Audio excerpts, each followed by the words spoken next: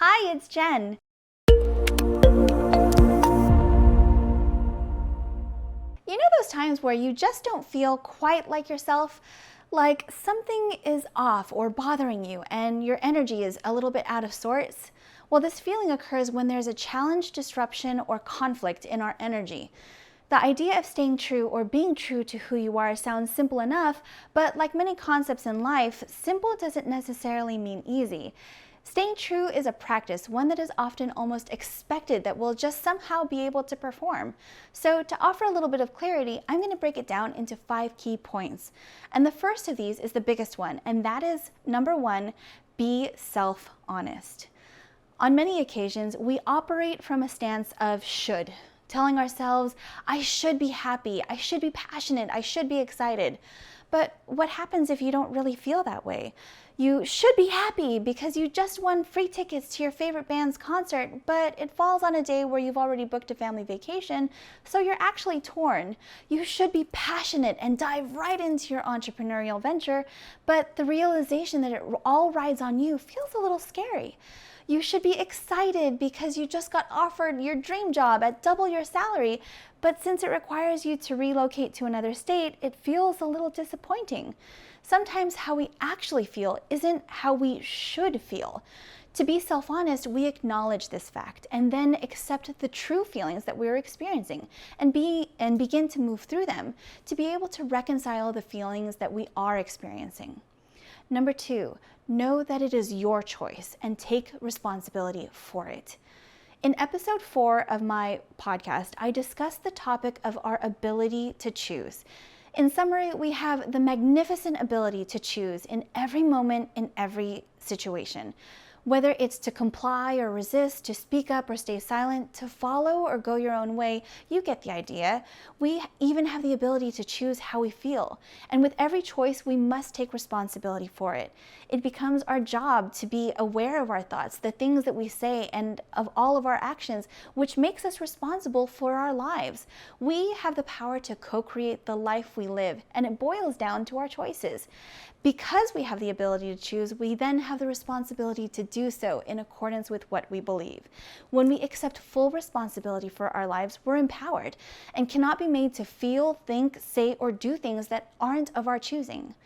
Number 3, ask yourself if this is in alignment with who you are. Every individual has their own set of personal values, and these values help us to guide our behavior and determine the choices that we make. It's important to take some time to consider and figure out what these are for you. What standards do you hold most sacred?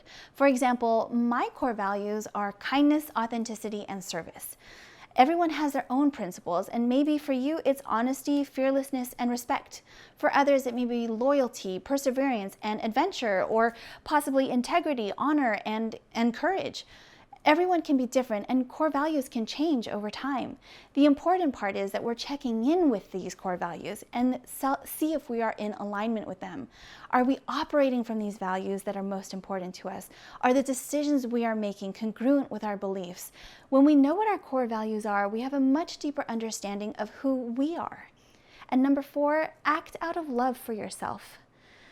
Sometimes we slip up. Everyone makes mistakes, but just like we discussed earlier, we have the ability to choose again in every single moment. We are all human and are therefore perfectly imperfect. And armed with this truth, we must learn to forgive ourselves and then forge on. There's no reason to dwell over shortcomings, errors, or mistakes. Life is progressing forward, and if we stay in the past, we'll miss out on what's happening now. There's the saying that goes, don't judge me by my past. I don't live there anymore. Let what has passed be in the past. In letting go, we can be kinder and gentler to ourselves. We are more empowered, and then we can lift ourselves higher. We allow more space to love ourselves. We stay true to who we are. And finally, number 5, do what makes you happy. Follow your joy. As I mentioned at the very beginning of this talk, we are meant to live at peace in joy. When we do what makes us happy, we allow ourselves to follow the joy, which leads us back to that peaceful state. In allowing ourselves to be led by our joy, we are acknowledging our own worthiness. It reminds us that we are worthy of joy and of goodness and of all the wonderful experiences in our life. It anchors in the knowing that we are enough exactly as we are, right here and now, not because of our accomplishments or the things that we have, our job titles or whatever else. Just by being here, we are enough and worthy of feeling amazing. So advocate for your happiness and make you a priority, because you are a priority. Follow what brings you joy. I hope these 5 key steps help you to stay true to who you are and the magnificence that is you, love. I'm Jen, and I wish you a life abundant with joy, my friend. Cheers to you.